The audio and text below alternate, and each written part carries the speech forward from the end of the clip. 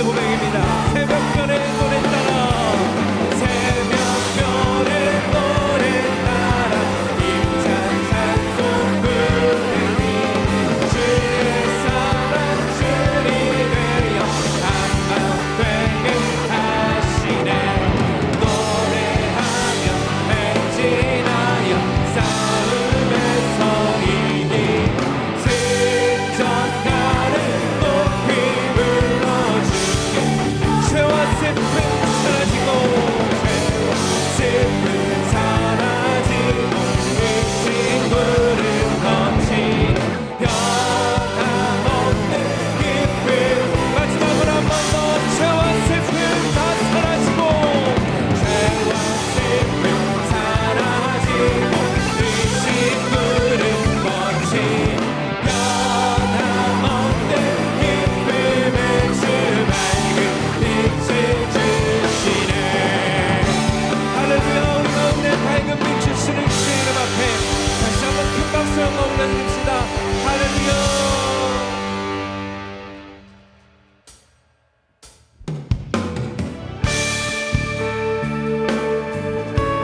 그 아들을 이 땅에 보내주신 크신 주의 사랑을 다시 한번 노래합시다. 크신 하나님의 사랑 말로 다 영용 못하네. 저 높고 높은 별을 넘어 이 낮고 낮은 땅 위에 죄범한 영혼 구하려 그 아들 보내사 화목제물 삼으시고 죄 용서하셨네. 하나님 크신 사랑이 증량다 못하네. 영원히 변치 않는 사랑 성도여 찬양하세. 괴로운 시절 지나가고 땅 위에 영화 쇠할 때 주 믿지 않던 영혼들이 큰 소리 외쳐 울어도 주 믿는 성도들에게 큰 사랑 내부사. 우리의 죄 사했으니 길에 이제 하나님 크신 사랑이 증량다 못하네. 영원히 변치 않는 사랑 성도여 찬. 하나님 크신 사랑이 하나님 크신 사랑이 증량다 못하네. 영원히 변치 않는 사랑 성도여 사. 하늘을 두루마리 삼고 하늘을 두루마리 삼고 바다를 머물 삼아도 한없는 하나님의 사랑 다 기록할 수 없겠네. 하나님의 크신 사랑 기억지 않을까. 저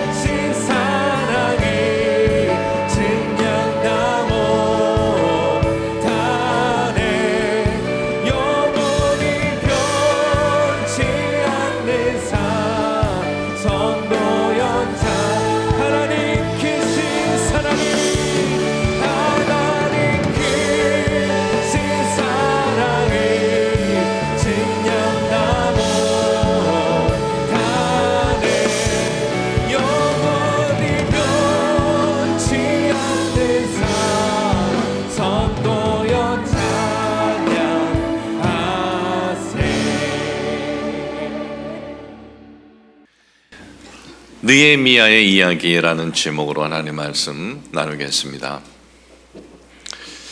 1977년도 10대 때 부모님 따라서 남미로 이민을 갔다가 한국에 1985년도 겨울에 들어왔습니다.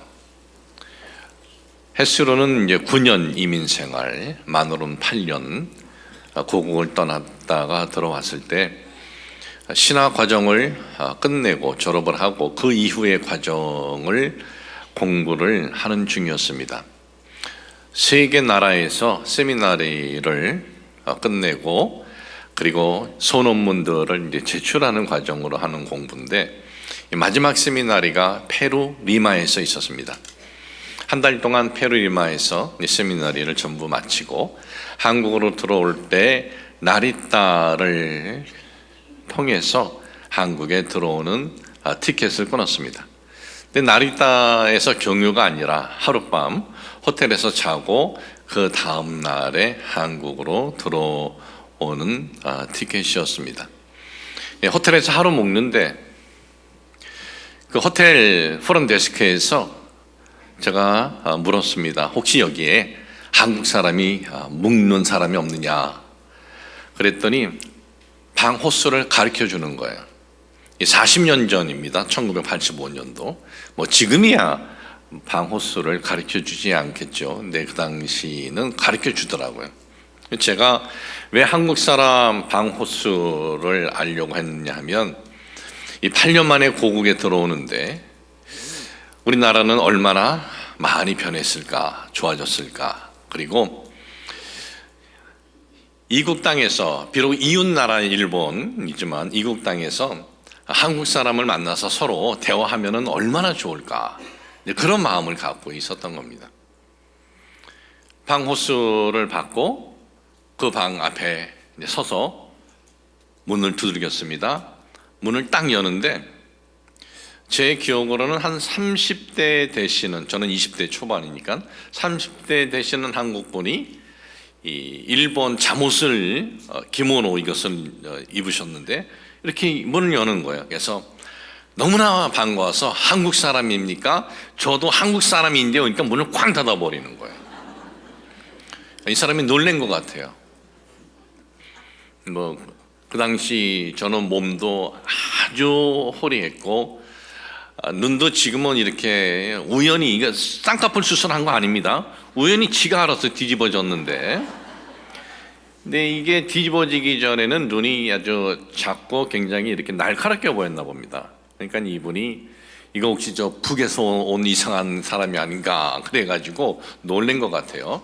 근데 저는 굉장히 좀 이상하다. 같은 민족인데 왜 반가워하지 않고 저렇게 할까? 이제 그런 생각이 지금도 이렇게 기억이 납니다.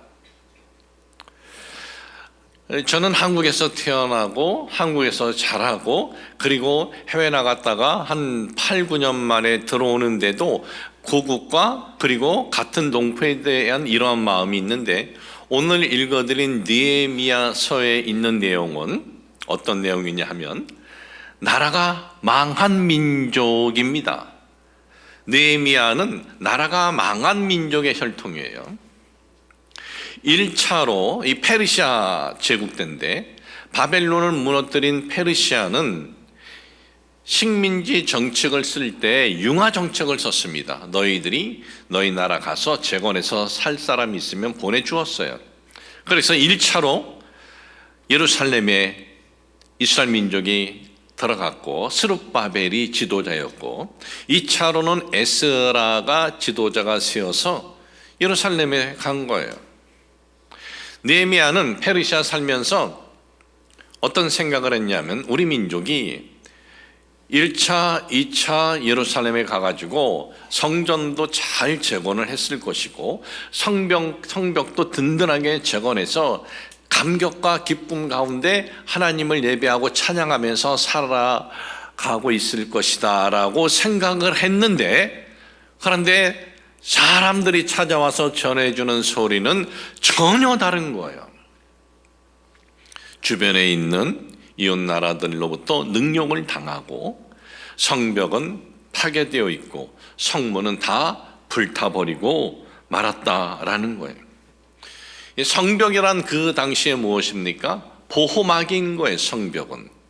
성벽이 없으면 언제 이방인이 침투를 할지도 모르고 침투하면 방비할 길이 없는 겁니다. 그러면은 그 예루살렘 그 성벽이 없으니 그 안에 있는 하나님의 성전도 언제 어떻게 파괴 당할지도 모르는 거예요. 그런 소식을 들은 겁니다. 유다 민족, 같은 민족이 하루하루를 그렇게 불안하게 능력받으면서 살고 있다라는 소식을 듣고 하나님의 성전이 언제 파괴될지도 모른다는 그러한 소식을 들었을 때 이 느헤미야는 어떻게 반응을 하느냐?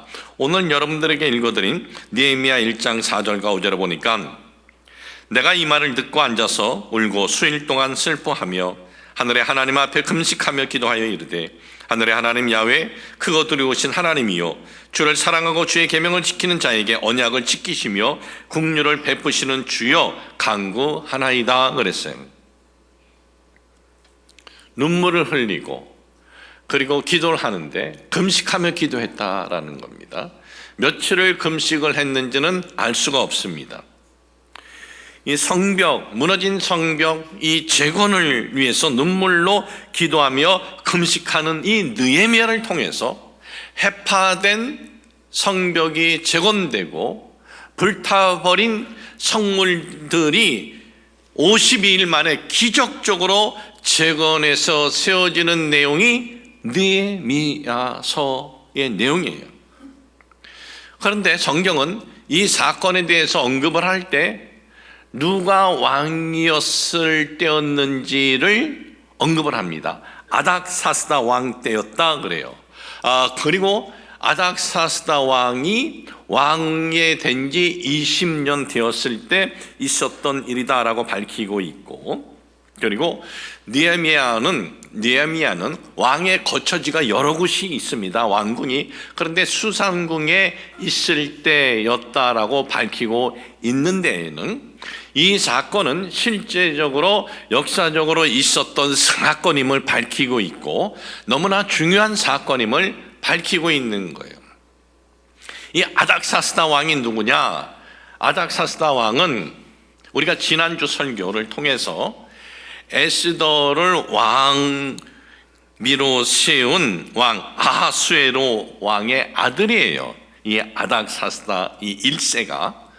그러니까 이 아하수에로의 아들인데, 그러면 이 아들은 모친이 누구냐? 이 모친은요 폐위가 된 이 와스디냐 아니면은 그의 모친이 에스더냐? 이거에 대해서는 기록이 남아있지 않습니다. 그런데 일반적으로 에스더의 아들은 아닐 것이다, 폐위가 된 와스디의 아들일 것이다 라고들 그렇게 생각을 해요. 그 이유는 제가 이제 나중에 좀 이따가 말씀을 드리도록 하겠습니다. 이 역사적으로 실제 있었던 이 사건, 그리고 단 52일 만에 오랫동안 복귀하고 싶어도 복귀하지 못했던 예루살렘 성벽이 이거 재건이 되고, 그리고 불타버린 성문들이 세워지는 이 놀라운 사건을 통해서 오늘 우리에게 주시는 교훈은 무엇인가를 살펴보도록 하겠습니다. 첫 번째는 느헤미야, 이 사람이 어떤 사람이냐라는 거예요. 느헤미야는 이스라엘 민족에게 있어서 영웅 중의 영웅입니다. 그 누구도 세우지 못한 예루살렘 성벽을 재건한 영웅 중의 영웅이에요. 그런데 이 영웅 중의 영웅은 그 출신이 무엇이냐 하면은 그는 제사장 혈통의 가문이 아닙니다. 그는 또 율법사의 혈통의 가문도 아니에요. 그는 어떤 가문이냐? 평범한 가문이에요. 그냥 이름도 없는 평범한 가문이에요. 단지 그가 내보일 것이 있다면은 페르시아라는 이 제국에서 고위 이 관리직을 맡았다라는 거예요. 당시 페르시아 5대 왕입니다. 아닥사스다 1세가 아닥사스다의 술관원으로 봉직하고 있었다라고 성경은 밝히고 있습니다. 왕의 술관원, 왕이 잔치를 하거나 특별한 일이 있을 때 모든 그 술에 독이 있는지 이물질은 없는지, 왕에게 이것이 해가 되지 않는지, 이 모든 것을 관리하는 사람은 왕이 신임하는 사람, 믿을 수 있는 사람에게 맡기는 아주 중요한 직책이다라는 거예요. 하나님께서는 이스라엘 민족에게 있어서 이 영웅 같은 이 사역을 하는 데 있어서 제사장의 혈통을 택한 것도 아니고 율법사의 혈통을 택한 것도 아닙니다. 그저 평범한, 나라가 망해서 이 바벨론에, 처음에는 바벨론이죠, 지금은 페르시아지만 바벨론이 페르시아에 망해서 이 페르시아에 끌려온 포로 민족으로서 태어난 그러한 이 느헤미야를 통해서 하나님께서는 이 엄청난 사역을 이루게 하셨다라는 것입니다. 우리는 이 말씀을 통해서 우리가 깨달아야 하는 것이 있습니다. 누가 하나님의 선한 인도하심을 받느냐? 직분에 있지 않습니다. 직책에 있지 않습니다. 목사기 때문에 무조건 하나님의 선한 인도하심을 받느냐? 아니에요. 그렇지 않습니다. 평신도라도 선한 하나님에 대해서 사랑하는 마음이 있고 하나님 말씀을 존중하는 마음이 있다면 그런 이가 하나님의 선한 인도하심을 받을 수 있다라는 것을 우리에게 가르쳐주고 있습니다. 평범한 느헤미야, 하나님을 사랑하는 마음을 갖고 금식하고 기도한 거예요. 하나님, 우리 민족이 1차로 고국으로 돌아갔습니다. 2차도 고국으로 돌아갔습니다. 그곳에서 이제 하나님 안에서 감격과 기쁨으로 안정적으로 살고 있는지 알았는데 아닙니다. 주변에 있는 민족이 우리 민족을 시기해서 능욕합니다. 그리고 성벽은 허물어졌습니다. 허물어진 성벽 안에서 저들은 불안 가운데 있고 하나님의 성전도 언제 어떻게 무너질지 모르는 그러한 상황입니다. 하나님 도와주셔서 우리 민족의 저 무너진 성벽이 다시 세워지게 하여 주시옵소서. 이 하나님에 대해서 이런 마음을 가진 거예요. 이런 마음은요, 하나님을 사랑하는 마음을 가질 때 일어나는 행위예요. 나의 어떤 개인적인 이익을 위해서 기도하는 것 아니지 않습니까?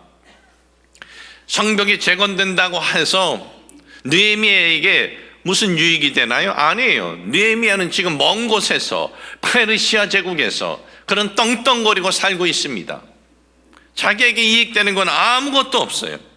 그런데 그는 하나님을 사랑하는 마음을 갖고 민족의 이 어려움을 놓고 기도를 합니다.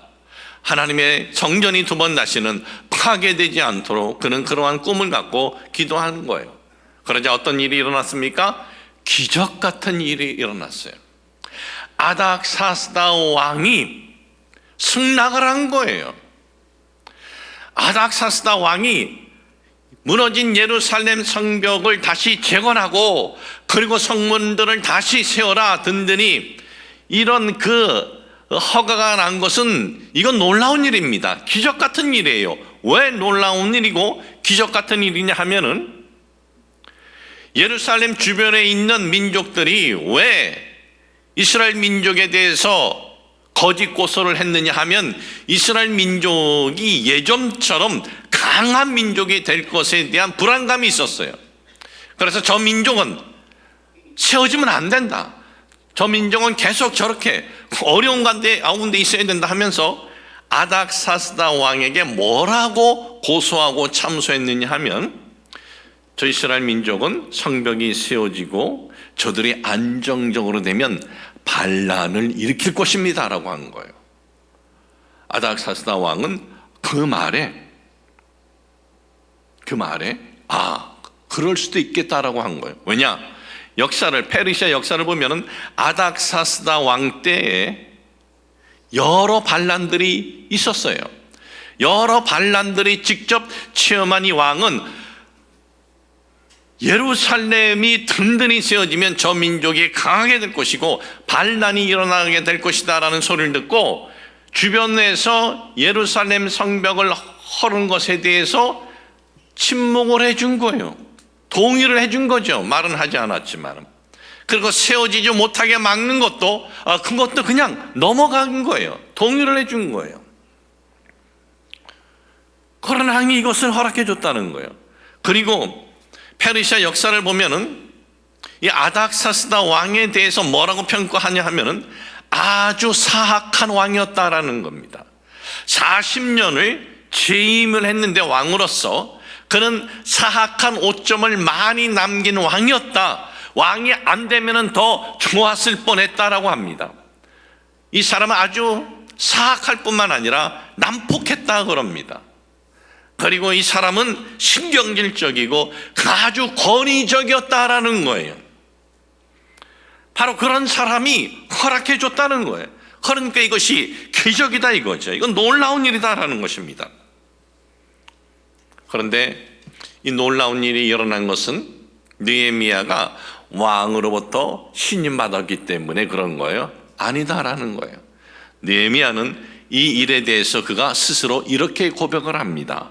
느헤미야서 2장 8절에 보니까 또 왕의 삼림 감독 아삽에게 조서를 내리사 그가 성전에 속한 영문의 문과 성곽과 내가 들어갈 집을 위하여 들보로 쓸 제목을 내게 주게 하옵소서 하매 내 하나님의 선한 손이 나를 도우심으로 왕이 허락하고 그랬어요. 내 하나님의 선한 그 손이 나를 도우셨다는 거예요. 아닥사스다 왕이 허락한 것은 왕이 나를 신임했기 때문에, 나를 믿었기 때문에 내가 성실하게 그 왕의 측근으로서 왕에게 내가 잘했기 때문에 이것이 아니다라는 거예요. 이 왕은 그렇게 선한 사람이 아니에요. 그런데 선한 하나님의 손이 나를 이끄셨다라는 거예요. 선한 하나님의 손이 누구를 이끄셔요? 하나님을 사랑하는 느헤미야를 이끌어 주셨다라는 거예요. 여러분, 우리는 이 말씀을 통해서 하나님의 선한 손이 우리의 삶을 이끌어 주시면 얼마나 좋을까 하는 우리는 그런 바람이 있어요. 그런 소망이 있어요. 그런 소망과 그런 바람이 있는 것 참 귀한 겁니다. 그런데 그런 소망과 그런 바람이 내 삶에 이것이 일어나려면 우리가 가져야 할 마음이 있습니다. 그 마음은 하나님을 사랑하는 마음, 하나님의 그 율법, 하나님의 말씀을 존중하는 마음이 우선이다라는 거예요. 그래서 오늘 고백하지 않습니까? 1장 4절에서 5절 하나님을 사랑하고 하나님의 그 율법을 존중히 여기는 우리의 기도를 들어주시옵소서. 그 기도를 들어주신 거예요. 하나님께서 선한 손으로 하나님께서 역사해 주신 거예요. 오늘도 여러분, 우리가 하나님의 선한 손의 역사를 체험하기 원한다면 먼저 하나님을 사랑하고 하나님 말씀을 존중히 여기는 우리가 되게 하여 주옵소서. 이런 기도가 우선이다라는 것을 잊지 마시길 주님의 이름으로 축복을 합니다. 철로역정이라는 책을 여러분들은 아실 거예요. 성경 다음으로 가장 많이 팔리고, 그리고 기독교 고전으로서는 가장 많은 사람에게 읽혀진 것이 바로 이 책이에요. 이 책의 저자는 존 버년입니다. 이 존 버년은 이 책을 어떤 환경에서 썼을까요? 좋은 환경에서 썼을까요? 존 버년은 어떤 많은 배움이 있는 사람이기 때문에 이렇게 탁월하게 사람들로부터 확 매립되게 매일 그렇게 쓴 사람은 과연 그 DNA가 부모로부터 좋은 것을 그런 쪽은 이어받았기 때문에 했을까요? 전혀 그런 거와 상관이 없습니다. 배움도 제대로 없었어요. 아버지의 직업은 냄비를 수선하는, 냄비가 이것이 구멍이 나면 땜질해서 그런 일을 하면서 먹고 살았어요. 그리고 그도 그 아버지의 직업을 그대로 이어받았습니다. 이 사람은 하나님을 섬기는 사람 아니었습니다. 결혼했습니다. 근데 아내가 믿음이 좋은 아내를 만났습니다. 이 믿음이 좋은 아내가 그 남편에게 교회를 가자고 그러는 거예요. 하나님을 섬기자 그러는 거예요.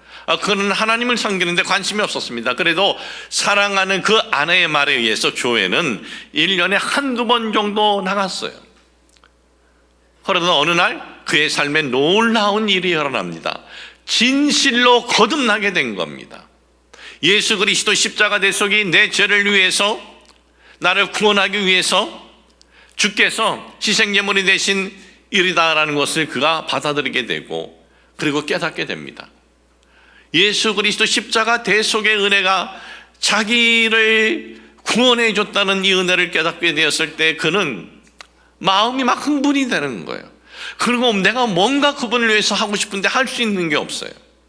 그가 할 수 있는 일이라는 건 만나는 사람마다 전도하는 거예요. 만나는 사람마다 진실되게 다가와서 전도하니까 많은 사람들이 그의 전도를 듣고 교회를 다니기 시작을 해요. 그가 다니는 교회가 있습니다. 그런데 그 교회에 설교자가 어느 날 공석이 되어버렸어요. 공석이 되자 성도들이 이 전도의 열심인 존 버년을 우리의 설교자로 세우자 그랬어요. 그리고 그가 설교자로 이제 쓰게 된 거예요. 그런데 그는 설교자로 쓰면서 많은 그 성도들에게 감동이 되고 주변에 소문이 난 거예요. 그래서 사람들이 막 몰려오는 거예요. 이게 유명한 설교자가 되었어요. 유명한 설교자가 되었는데 그 당시 영국 법이 있습니다. 정식으로 성직자로 임명받거나 안수받지 못한 사람은 교회에서 설교할 수 없게 되어 있었어요. 그 법으로 그는 엮여져 가지고 고소를 당해서 감옥에 들어가게 됩니다. 감옥에서 뭐 몇 달 살고 나온 것이 아니라 12년 동안 감옥 생활을 합니다.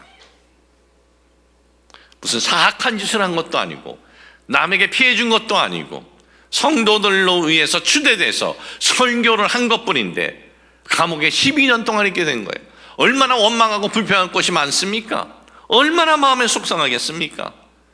아니, 하나님 이런 것 정도를 막아주지 않으십니까? 아니, 몇 달이나 뭐 1년에 있다 내보내줄 수 있는 것 아닙니까? 그런데 하는 거예요. 그런데 그는 12년 동안 그러한 환경 가운데 있으면서 그가 글로 이런 기록을 남겨놓았습니다. 나는 지금만큼 하나님의 말씀으로 들어가는 거대한 입구에 있어 본 적이 내 생애에 결코 없었다. 예수 그리스도 역시 지금만큼 내게 더 실제적으로 다가온 적이 결코 없었다. 여기서 나는 그를 배우며 참으로 그분을 느낀다. 원망하고 불평할 것이 천지인데 아닌 거예요.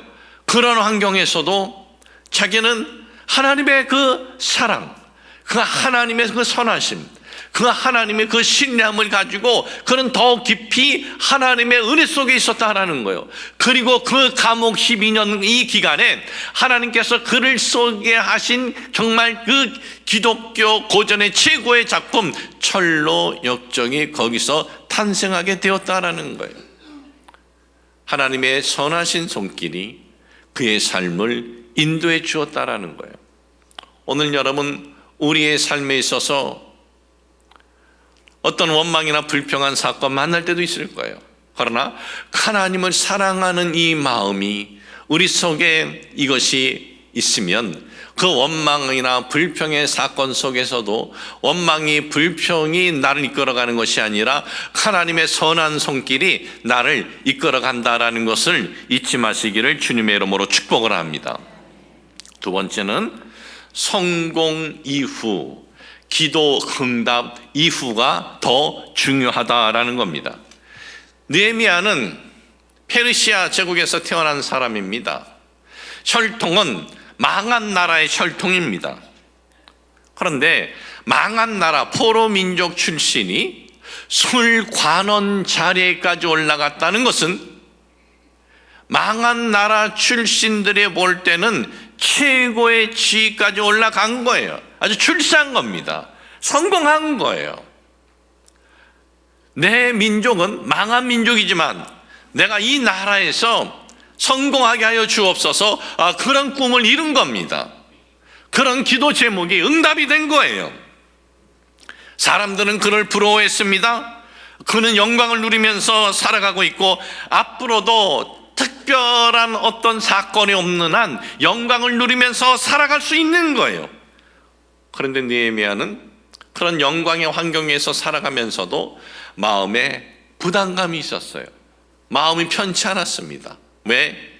자기 민족이 지금 어려움을 당하고 있다는 소식을 들었을 때, 그리고 민족의 어려움뿐만 아니라 성벽이 없으니 그 성벽이 없는 그 한가운데 있는 하나님의 성전이 언제든지 또 파괴될 수 있다라는 그러한 마음이 드니까 너무나 슬픈 거예요. 너무나 마음이 아픈 겁니다. 그는 생각을 한 겁니다. 내가 오늘 이 자리에 올라와서 우리 같은 동포들에게 내가 박수받고 영광받고 부러움의 대상이지만은 이것이 다가 아니지 않느냐. 하나님이 나를 통해서 뭔가를 하시고자 하는 것이 아니냐. 그런 마음이 드는 거예요. 내가 이렇게 나만을 위해서 권세를 누리고 영광을 계속 누리고 사는 것이 전부가 아니다라는 마음이 든 겁니다. 느헤미야는 자신을 소개할 때 아닥사스다 왕의 궁이 여러 것이 있는데 그 궁 중에 하나인 수상궁에 있었다라고 하면서 자신의 위치를 정확히 말하네요. 술관원이다라고 소개를 합니다. 느헤미야서 1장 12절에 보니까 주여 구하오니 귀를 기울이사 종의 기도와 주의 이름을 경외하기를 기뻐하는 종들의 기도를 들으시고 오늘 종이 형통하여 이 사람들 앞에서 은혜를 입게 하옵소서 하였나니 그때 내가 수왕의 술관원이 되었느니라. 그때 이렇게 해서 되었느니라가 아니에요. 이 원어의 의미는 그는 벌써 술관원이 된 거예요. 술관원으로서 모든 것을 누리면서 지금 살고 있는데, 그런데 그는 오늘의 이 모든 영광은 나의 유익과 나의 성공만을 그는 생각하지 않은 거예요. 이 일을 통해서, 내가 이 자리를 통해서 하나님을 위해서 나는 무엇을 해야 된다라는 그러한 그는 마음을 그가 갖고 있었다는 거예요. 사람들은 성공하면 박수 쳐줍니다. 그리고 성공한 사람은 기뻐합니다. 사람들은 기도 응답해서 응답 받으면은요, 다른 사람들이 볼 때 저 사람 참 부럽다, 기도 응답 받았다, 나도 기도 응답 받았을 때 기쁨이 있습니다. 그런데 여러분, 성공과 기도 응답보다 더 중요한 것이 있습니다. 그 성공과 기도 응답 이후입니다.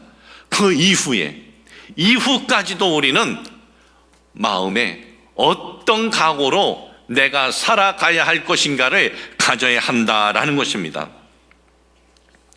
그는 자신의 영광을 누리고 권세를 누리고 사는 것으로 다 되었다라고 하지 않았습니다. 불안 속에 있는 자기 민족을 생각을 합니다. 무너진 그 성벽과 성문을 다시 재건해야 내 민족이 불안 속에 떨지 않을 것이고 하나님의 그 성전이 또다시 폐허더미가 되지 않을 텐데 그런 마음을 갖고 있었습니다. 어느 날이었습니다. 왕이 느헤미야에게 이렇게 말을 합니다. 느헤미야서 2장 2절에 보니까 왕이 내게 이르시되 네가 병이 없거늘 어찌하여 얼굴에 수심이 있느냐 이는 필연 네 마음에 근심이 있음이로다 하더라. 그때 내가 크게 두려워하여 너 얼굴을 보니까 근심이 있다라는 거예요. 여러분, 이 왕은 어떤 왕이에요? 권위적인 왕이에요. 난폭한 왕입니다. 권위적이라는 게 무엇이에요? 약한 사람 안 봐요. 권위적인 사람들은 자기만 최고인 줄 알아요. 그게 권위적인 거예요. 어떤 목회자들도 그런 분도 있어요. 자기만이 바른 목사래. 다른 목사님들은 허점들을 얘기해요. 이게 권위적인 거예요. 내가 내 모습을 보면은요, 다른 목사님 이상하다는 말 못해요. 어떻게 그런 말 하겠습니까? 사람은 목회자든 일반 성도든 다 거기서 거긴 거예요. 근데 이 사람은 권위적인 사람인데 다른 사람의 근심하는 모습을 보였다라는 거예요. 하나님께서 그렇게 보게 한 거죠. 고백을 합니다. 예루살렘 성벽이 무너졌습니다. 성문이 불탔습니다. 왕께서 허락하시면 제가 가서 성벽과 성문을 세우게 하여 주옵소서. 거기 간다고 자기가 무슨 이익이 되겠습니까? 거리는 약 1500km에서 1600km 정도 되는데 2개월 정도 걸립니다. 가는 도중에 무슨 위험한 일을 만날지도 모릅니다. 그런데 가겠대요. 아무런 자신에게 이익이 없는데 거기 가서 이스라엘 백성들이 자기하고 한 마음이 되어줄지 자기를 배척할지도 모르는데 그는 가겠다라는 거예요. 왕은 흔쾌히 허락을 해요. 허락하면서 필요한 것들 다 해줄게 그러는 거예요. 뭘 필요하냐? 필요한 거 다 해줄게. 말을 해줄게, 군대를 되어줄게, 물자를 되어줄게. 느헤미야는 자신의 그 위치나 자신의 그 영광을 자신만을 위한 것으로 생각하지 않은 사람이었다라는 것. 이 내용을 보면서 자신의 성공만을 위한 사람이었다면 이런 짓 안 하지요. 어떻게 하면 이 자리를 더 잘 지킬까? 어떻게 하면 내가 더 뭔가를 더 손에 쥘까? 이것만 생각을 하지요. 모든 걸 내버려두고 그 위험한 곳에 간다? 이런 사람은요, 평상시 그런 사고와 그런 정신이 있는 사람인 거예요. 하나님께서 나에게 뭘 줬다? 하나님, 이걸 가지고 나의 개인적인 영광만을 위해서 살아가는 것이 아니라 그 다음 내가 하나님을 위해서 무엇을 할 것인가를 생각하면서 살았기 때문에 그는 이런 결단을 하게 되었다라는 것입니다. 소원이 이루어지고 그것으로 자신만을 위해서 산 것이 아니라 하나님을 위한 이런 진실된 마음이 있었기 때문에 하나님의 선한 손길이 그의 삶을 인도해 주셨다라는 것입니다. 여러분, 이 말씀을 통해서 우리가 잊지 말아야 될 것이 있습니다. 꿈을 갖는 것도 중요하고 꿈이 이루어지는 것도 중요합니다. 기도하는 것도 중요하고 기도 응답받는 것도 중요합니다. 그런데 거기서 멈추면 안 됩니다. 그 다음에 우리는 생각을 해야 돼요. 내 꿈이 이루어지고 난 다음 이 꿈을 가지고 내가 어떻게 삶을 살 것인가, 어떻게 내가 하나님의 그 뜻을 추구하고 어떻게 내가 세상에 조금이라도 의미 있는 삶이 될 것인가. 우리가 기도 열심히 해서 응답받았습니다, 응답받았으면 할렐루야 하면 이것으로 끝납니까? 아니에요. 그 응답받은 것을 통해서 우리는 다음 스텝을 생각을 해야 돼요.